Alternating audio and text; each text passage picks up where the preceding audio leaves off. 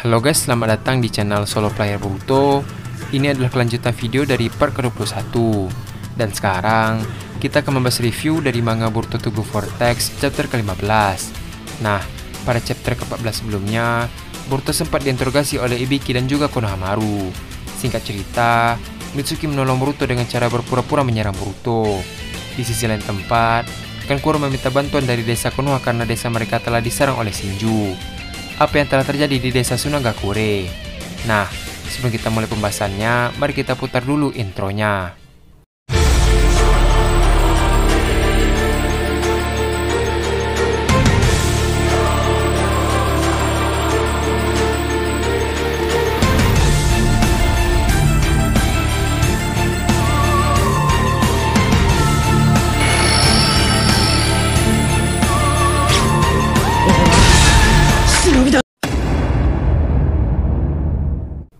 Manga chapter 15 ini berjudul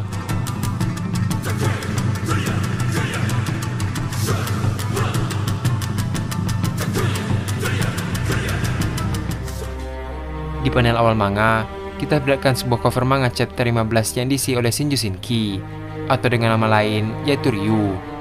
Di panel tersebut, ada sebuah tulisan yang berbunyi, "Pasir hitam terseret dalam kekacauan." Manga chapter 15 ini berjudul Kehidupan yang Bergairah. Adegan dimulai dengan latar tempat yang berada di desa Sunagakure. Terlihat di gua seperti milik Orochimaru, ada Shinki dan yang lainnya sedang terperangkap oleh pasir milik Gaara. Mereka mencoba melepaskan diri dari jutsu tersebut. Shinki berkata kepada Gaara bahwa apa yang sedang dilakukan oleh ayahnya. Dia juga meminta Gaara untuk melepaskan belenggu pasir yang menjebak mereka, serta membiarkan mereka untuk ikut bertarung bersamanya. Gaara yang sedang terluka parah di bagian perutnya berkata, Tidak bisa. Kalian akan kuangkut sampai ke pintu keluar. Sebagai kasih kage, aku perintahkan pada kalian untuk segera lari dari sini."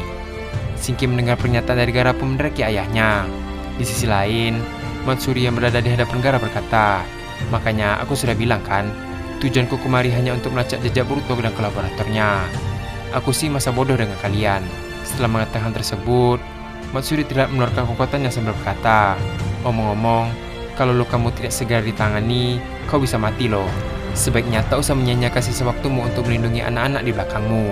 Gaara mendengar itu membalas bahwa karena hal itu, dia tak akan membiarkan mereka kehilangan masa depan gara-gara seperti ini, walaupun nyawanya menjadi taruhan. Matsuri mendengar itu membalas, "Tidak masalah sih, asal kau tidak melawan, mereka kau biarkan hidup." Di sisi lain, Gaara mendengar itu langsung menganggap pasir yang menjebak Shinki dan yang lainnya untuk menjauh dari pertarungan tersebut. Sambil menjauhkan mereka, Gaara berkata, "Masa depan Sunagakure kutitipkan pada kalian." Terlihat, para Sumeka mulai mendekat dan mengepung Gaara. Di sisi lain, Shinki yang melihat ayahnya dalam bahaya dengan cepat menghancurkan belenggu yang menjebak dirinya menggunakan tangannya. Setelah berhasil melepaskan diri, Shinki kemudian mengeluarkan jutsu pasir hitamnya. Di panel selanjutnya, di belakang salah satu Sumeka mulai mendekat dan berniat untuk menggigit Gaara. Di sisi lain, Shinki melihat tersebut dengan cepat mengeluarkan jutsu pasir hitamnya. Shinki berkata, "Kotetsu Ryufuso."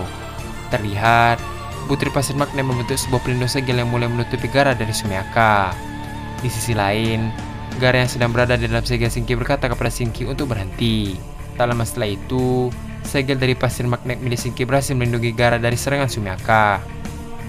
Terlihat, salah satu Sumeka mencoba untuk membuka pelindung tersebut.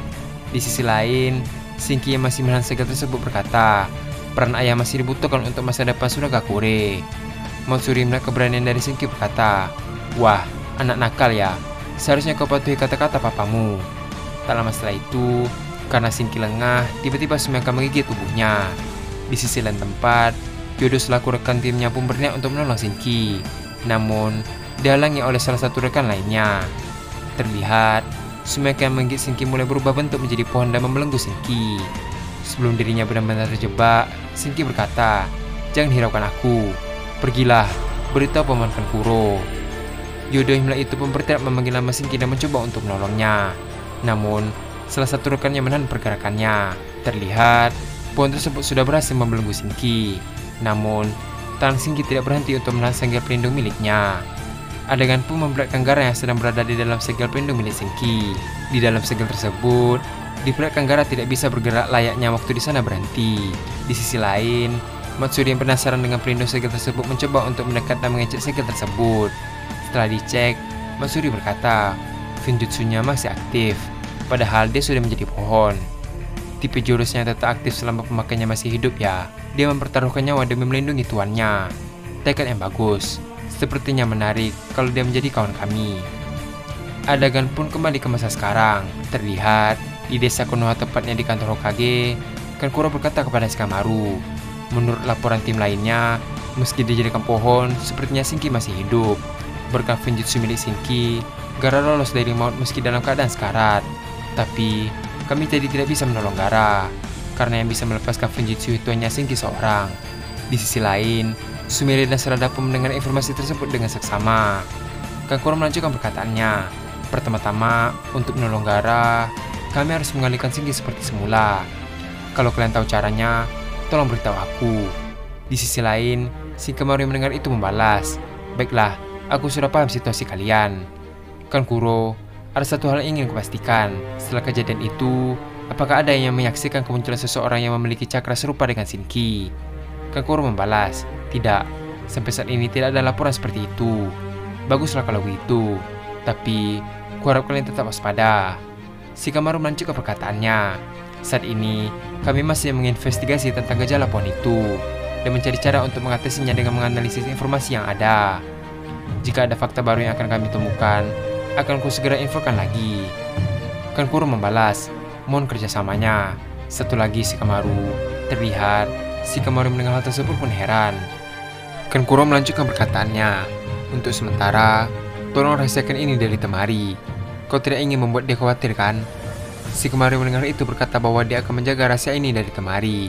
Terlihat, komunikasi antara Kankuro dan Shikamaru akhirnya telah selesai. Di sisi lain, Sarada yang masih penasaran pun bertanya kepada Shikamaru. Jangan-jangan jumlah makhluk itu semakin bertambah. Shikamaru membalas, hal itu bisa saja terjadi. Kita harus mempertimbangkan berbagai kemungkinan.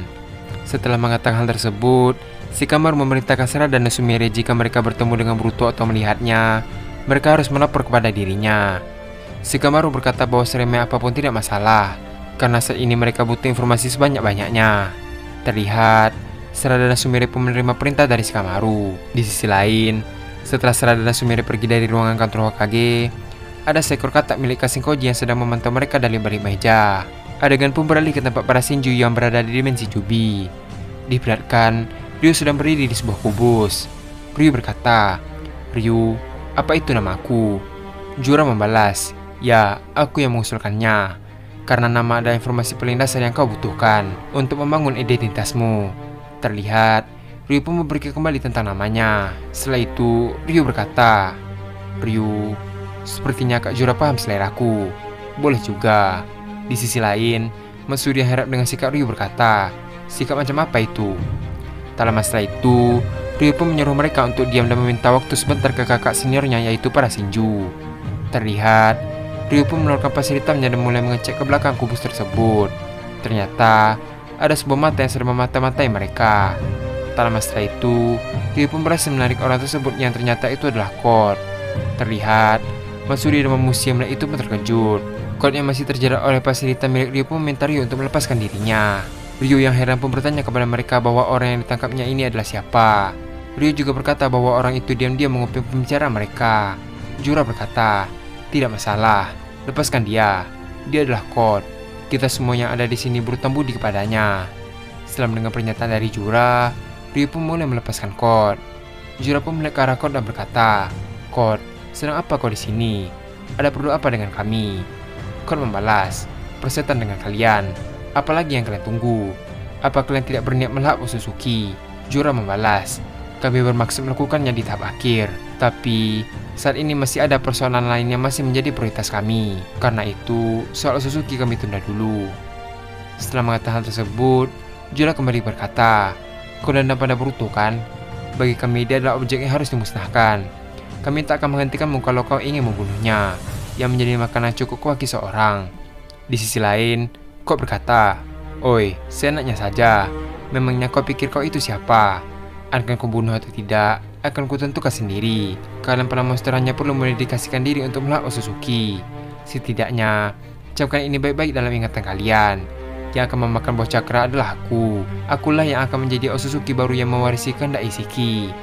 Juara membalas, buah cakra ya, gumpalan energi dengan tingkat kepadatan tinggi yang mengandung informasi genetik dari semua makhluk hidup di planet ini.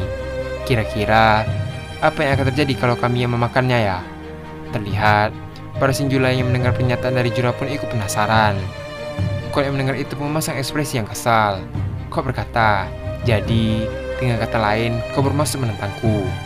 Sepertinya aku harus memberimu pelajaran. Karena Jura tidak menuruti permintaannya, dia pun langsung menggunakan tanda cakar untuk menyerang Jura. Namun, sebelum serangan Kok menyentuh Jura, Jura dengan santai menyerang balik menggunakan Bijudama dari mata Rinnegannya.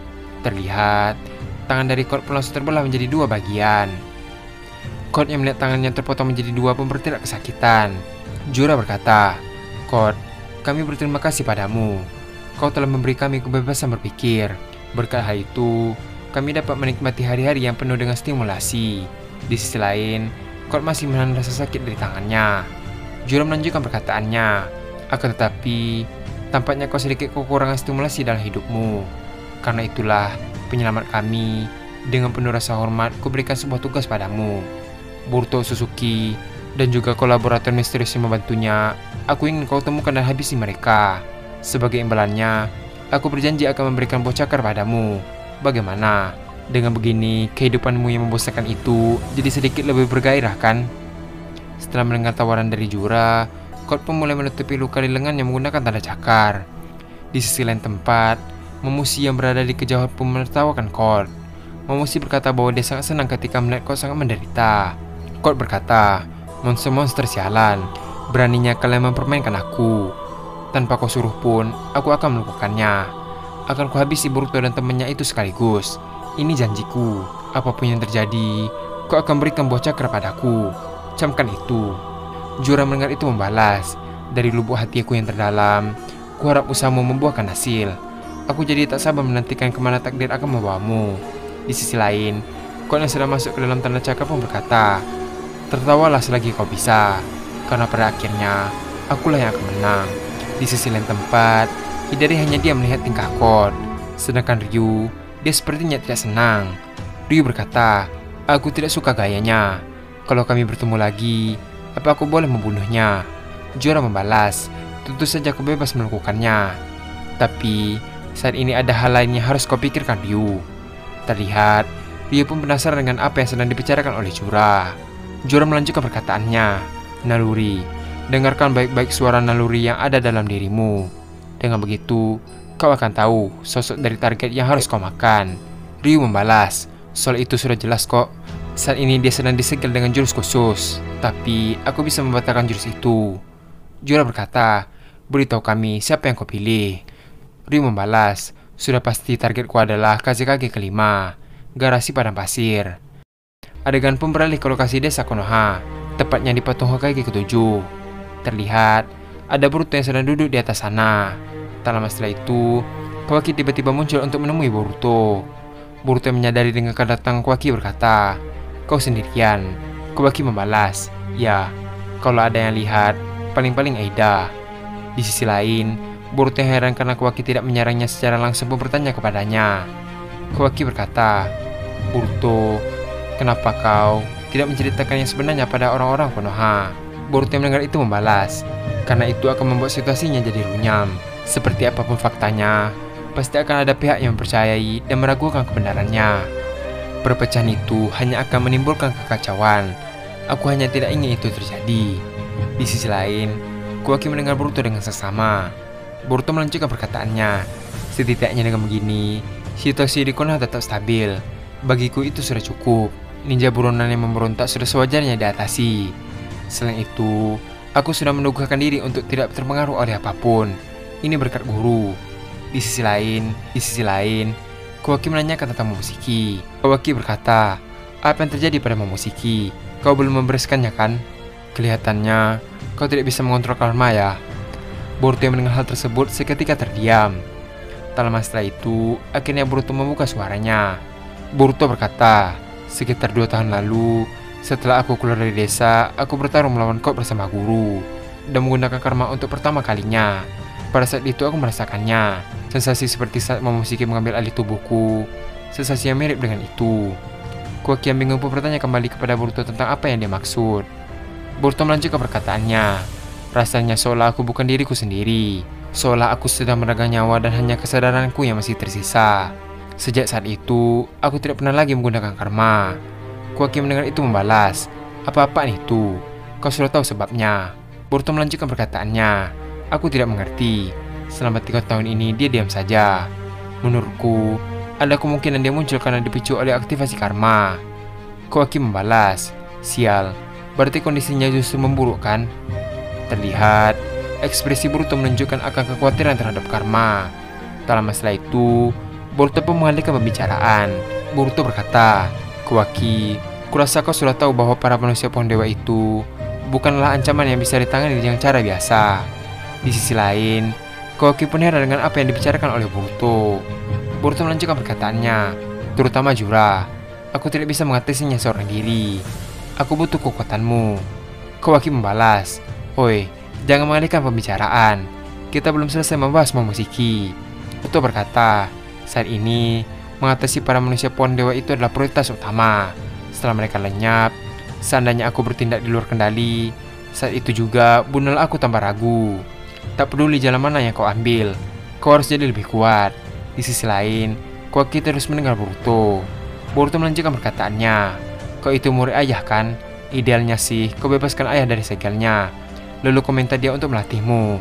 Sayangnya, sekarang itu bukan opsi yang realistis. Terlalu memakan waktu. Koaki, yang akan kubicarakan mulai sekarang adalah kesimpulan yang cepat atau lambat akan kau dapatkan dengan sendiri. Berhubung hasilnya sama saja, kurasa lebih cepat lebih baik. Jadi, biar ku beritahu padamu. Terlihat, Koaki belum mengerti tentang apa yang dibicarakan oleh Boruto. Koaki berkata pada Boruto bahwa apa yang sedang dibicarakan oleh Boruto. Boruto berkata, tanyakan pada Amado. Dia menyembunyikan kekuatanmu yang sesungguhnya. Koaki mendengar pernyataan dari Boruto pun terkejut. Boruto melanjutkan perkataannya. Dia melakukan penyusuan pada kemampuan seranganmu dengan memasang limiter untuk meningkatkan kemampuan pertahanan dan regenerasimu hingga melampaui batas. Mendengar fakta yang diutarakan oleh Boruto, Koaki pun terkejut. Terlihat, di mata Koaki ada sebuah sensor yang digunakan untuk memantau seseorang. Di sisi lain, ternyata Amado lah yang memasang sensor tersebut di mata Koaki. Terlihat, Amado bisa melihat apa yang Koaki lihat. Dari balik layar tersebut, terdengar Koaki berkata dan mengatai Amado. Koaki berkata bahwa apakah Amado tidak ingin dirinya mati. Terlihat, Amado mendengar informasi yang diberikan oleh Boruto kepada Koaki pun heran dari mana dia mendapat informasi tersebut. Terlihat, Amado pun mengingat tentang kata yang telah dihancurkan oleh Koaki sebelumnya. Amado berkata dalam hati, anak buah kata waktu itu, jangan-jangan memang asli. Tidak, itu belum tentu. Sulit dibayangkan Koji masih hidup.